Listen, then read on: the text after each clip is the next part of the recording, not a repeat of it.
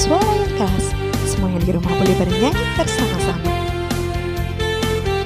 Dalam Yesus kita bersaudara. Dalam Yesus kita bersaudara.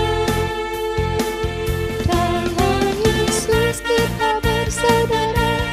Sekarang dan selamanya. Dalam Yesus kita bersaudara.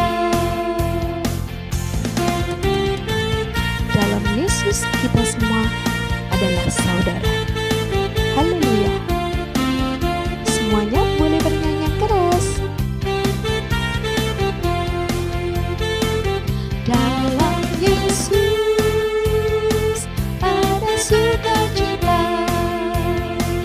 Dalam Yesus ada sukacita. Dalam Yesus ada sukacita. Sekarang dan selamanya. Dalam Yesus ada sukacita.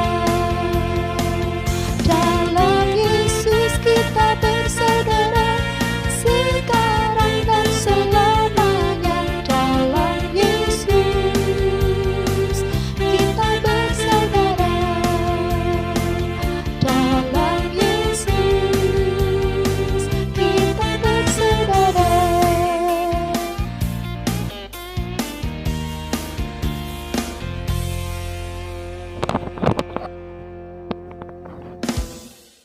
Halo adik-adik, Shalom. Selamat bertemu kembali di dalam kasih Tuhan. Kabarnya adik-adik sehat selalu? Luar biasa? Tentunya luar biasa karena kita memiliki Tuhan Yesus yang sangat luar biasa. Oke? Nah, sebelum kakak cerita, kita memulai doa dulu ya. Ayo kita tutup mata, lipat tangan, ambil sikap hormat kepada Tuhan. Terima kasih Tuhan, kami mengucap syukur.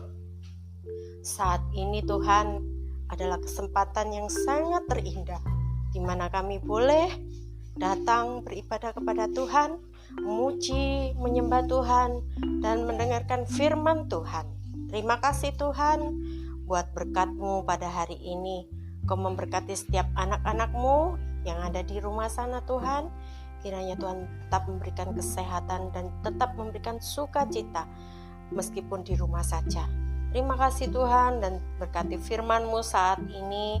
Biarlah firman-Mu ini Tuhan boleh menjadi berkat bagi setiap anak-anak-Mu yang mendengarkan. Dan berkati setiap hati kami, pikiran kami Tuhan.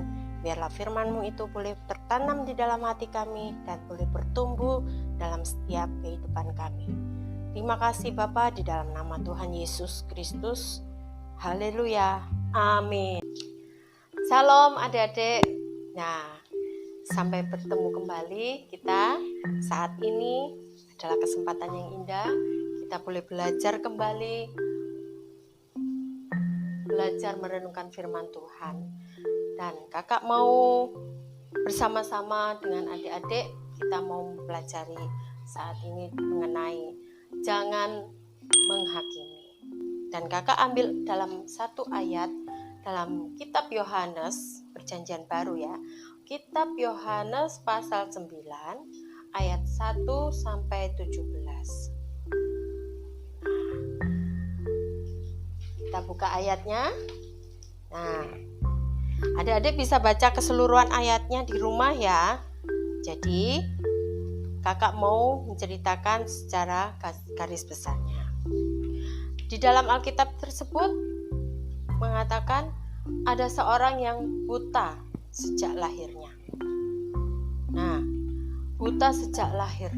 Dari bayi sampai bapak ini tua. Nah, sudah lama ya. Butanya berarti sudah bertahun-tahun lamanya. Tidak bisa melihat, tidak tahu ini pemandangannya bagus atau seperti apa keadaan di luar, tidak bisa melihat karena buta sejak lahir. Suatu ketika Yesus berjalan melewati bapak ini yang sedang duduk di pinggir jalan. Nah, terus bapak ini kok rame-rame suaranya, kok kerumun-kerumun orang banyak ini, ada apa ya? Dia bertanya dengan teman di sebelahnya. Ada apa ya kok rame-rame? Itu loh, Yesus datang. Oh, terus akhirnya Yesus datang, dia mau memanggil Yesus. Bapak ini teriak, Yesus anak Daud, kasihanilah aku. Yesus anak Daud, kasihanilah aku. Dengan suara teriaknya bapak ini. Kemudian Yesus menoleh enggak kira-kira? Menoleh, karena suaranya bapak ini yang sangat keras minta tolong pada Yesus. Kemudian Yesus menghampiri bapak ini. Dan ketika Yesus menghampiri bapak ini, ada salah seorang murid Yesus yang bertanya,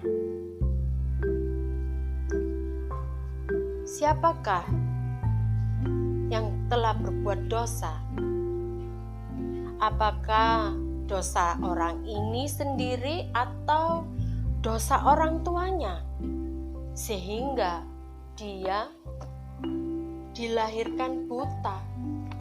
Nah, pertanyaan dari murid Yesus itu bertanya kepada Tuhan.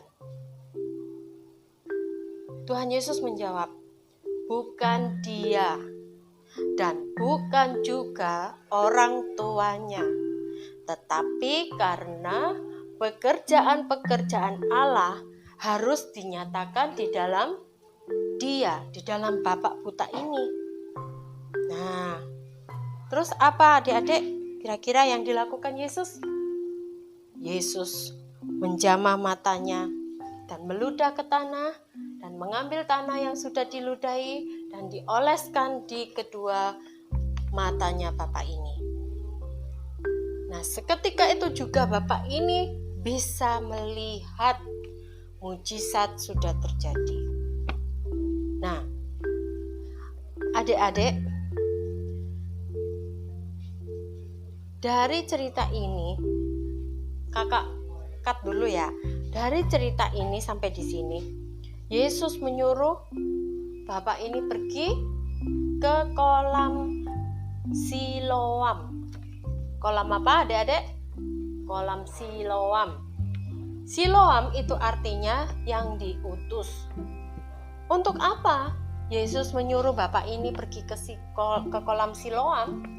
Untuk membasuh diri, ya, membersihkan diri.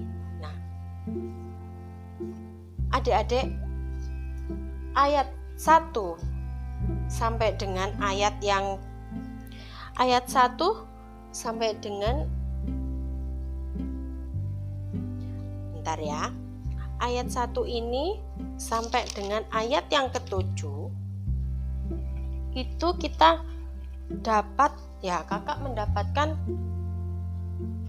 pelajaran bahwa kata yang jangan menghakimi. Nah, dari sini tadi murid Yesus sudah mengatakan kepada Yesus, bertanya kepada Yesus, siapa yang sebenarnya yang sudah berbuat dosa? Dosa dia sendiri atau dosa orang tuanya? Secara tidak langsung pada saat itu murid Yesus sudah menghakimi bapak buta ini. Nah, adik-adik, kita tidak boleh menghakimi orang lain. Kita tidak boleh berprasangka buruk terhadap orang lain.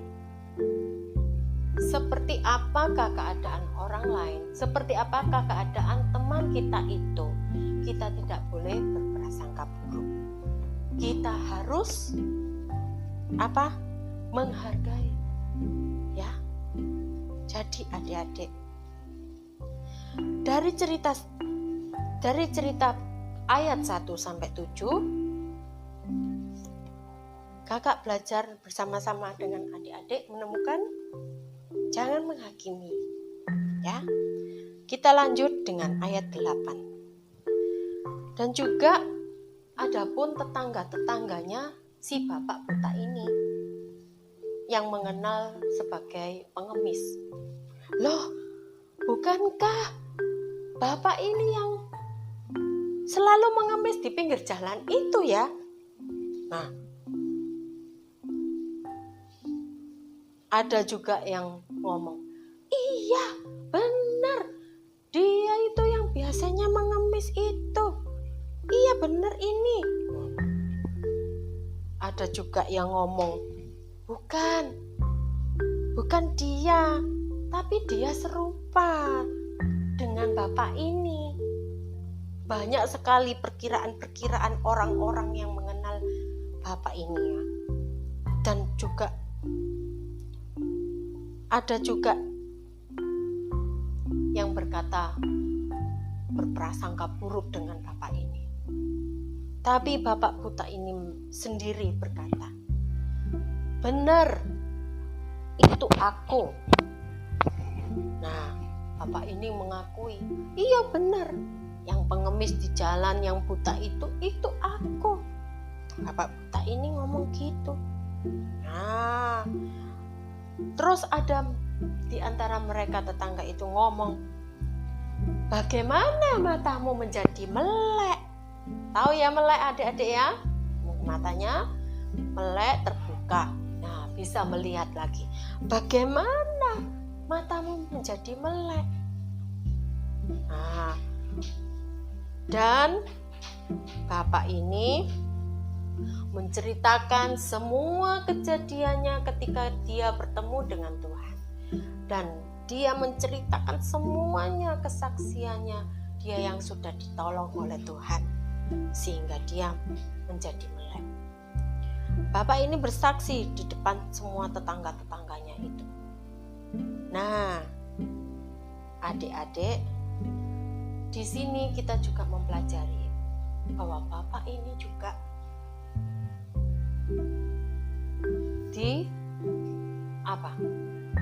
tetangga-tetangganya semua itu sudah berprasangka buruk dengan bapak ini.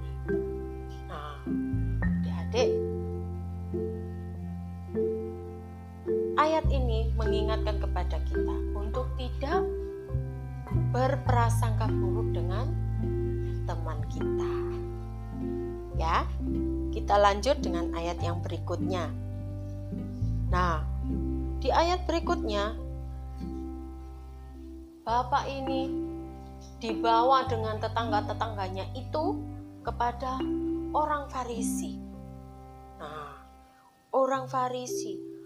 Nah, dia disuruh bercerita di depan orang Farisi. Bagaimana kok bisa melek? Bagaimana kok dia bisa melihat lagi? Disuruh cerita. Nah, seperti yang sudah diceritakan bapak ini terhadap tetangga-tetangganya yang tadi, dan bapak ini juga bercerita sama dan bersaksi karena pertolongan Tuhan, bercerita sama di depan orang-orang Farisi. Nah, apa yang terjadi? Orang-orang Farisi itu mengatakan, bagaimana matanya bisa menjadi melek? Dan dia menceritakan kembali bagaimana matanya menjadi melek. Adapun hari itu Yesus menolong bapak yang buta ini adalah pada waktu hari Sabat. Nah, Dedek tahu ya, hari Sabat itu kalau zaman dahulu itu tidak boleh melakukan pekerjaan, sekalipun melakukan tindakan-tindakan yang baik, tidak boleh. Orang-orang Farisi mempercayai hal itu. Nah, terus orang Farisi ini berkata kepada bapak yang buta tadi yang sudah melek matanya, oh pasti orang ini tidak datang dari Allah, sebab ia tidak memelihara hari Sabat. Nah, adik-adik, ada juga orang-orang Farisi yang lainnya berkata, "Bagaimana seorang berdosa dapat membuat mujizat yang demikian?" Maka timbullah pertentangan di antara mereka. Mereka ribut sendiri. Nah, adik-adik, di poin yang ketiga, dalam ayat yang selanjutnya, itu juga memberikan pembelajaran kepada kita, jangan menghakimi. Nah, perbuatan orang-orang Farisi yang sudah menanyakan banyak hal tentang siapa yang sudah membuat matamu melek, terus kenapa? Dia bukan dari Allah, dia itu sudah menghakimi yang sudah menolong Bapak ini. Jadi adik-adik, sikap menghakimi itu sangat tidak menyenangkan buat Tuhan. Ya, jadi kita belajar untuk jangan menghakimi, belajar untuk tidak berprasangka dengan teman-teman, sekalipun keadaan teman-teman itu seperti apa, ya, kita tidak boleh melihat keadaan teman-teman dengan yang negatif, ya.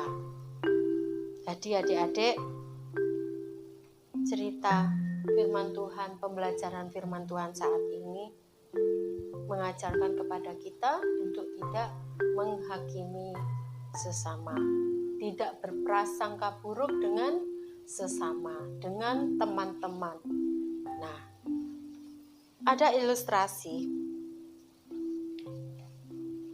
Nah, ini ada sebuah apa? Pemandangan sebuah rumah. Nah, mungkin ini rumah di perkampungan ya.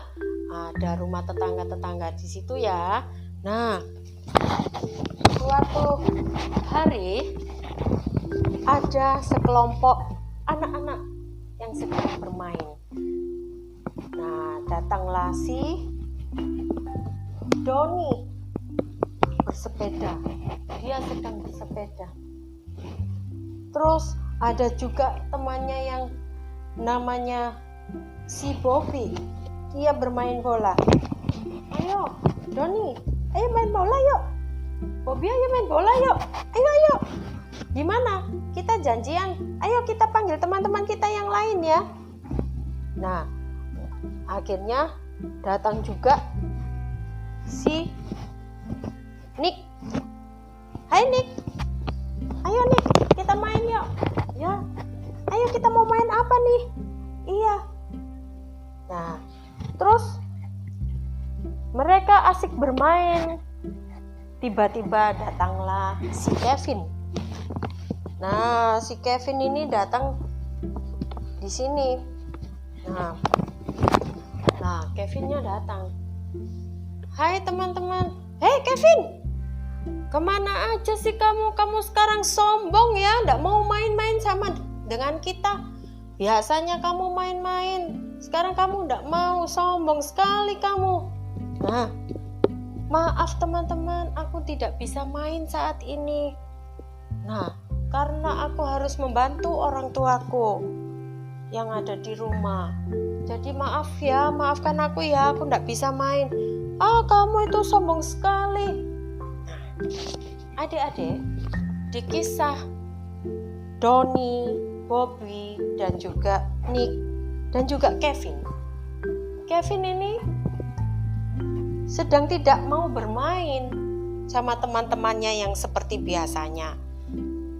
Tapi teman-temannya sudah menghakimi si Kevin karena dia tidak mau, dia sudah menganggap dia sombong. Nah, adik-adik, kita tidak boleh berprasangka buruk dengan teman kita. Teman-temannya ini tadi sudah berprasangka buruk dengan Kevin. Nah, mengiranya Kevin tidak mau bermain itu karena sombong. Bukan, karena Kevin ada sesuatu hal yang harus dia lakukan di rumah untuk membantu orang tuanya. Jadi adik-adik, kisah ini mengingatkan kembali kepada kita untuk tidak berprasangka buruk terhadap sesama kita. Puji Tuhan. Ada ayat hafalan ya adik-adik. Ayat hafalannya diambil dari kitab Matius pasal 7 ayat 1. Nah, jangan kamu menghakimi supaya kamu tidak dihakimi. Nah, adik-adik, ayat hafalannya sangat singkat sekali ya. Kakak rasa adik-adik semua sudah bisa menghafal. Matius pasal 7 ayat yang ke-1. Jangan kamu menghakimi supaya kamu tidak dihakimi. Ya, gampang ya. Lagi ya. Matius pasal 7 ayat 1. Jangan kamu menghakimi supaya kamu tidak dihakimi. Oke? Oke. Nah, adik-adik, biarlah pembelajaran firman Tuhan saat ini itu semuanya boleh menjadi perenungan buat setiap kita, buat setiap adik-adik. Nah, oleh sebab itu kakak akhiri ya. Sampai di sini ya. Sampai ketemu kembali minggu depan. Tuhan Yesus memberkati. Teman-teman, kita akan berdoa untuk firman Tuhan. Tuhan Yesus, terima kasih untuk firman-Mu. Ajarin kami untuk tidak saling menghakimi. Di dalam nama Tuhan Yesus, amin. Teman-teman, yuk kita membuat gerakan ayat firman Tuhan. Matius pasal 7 ayat 1. Janganlah kamu saling menghakimi supaya kamu tidak dihakimi. Sekali lagi ya. Matius pasal 7 ayat 1. Janganlah kamu menghakimi supaya kamu tidak menghakimi, tidak dihakimi. Tuhan Yesus memberkati. Dadah.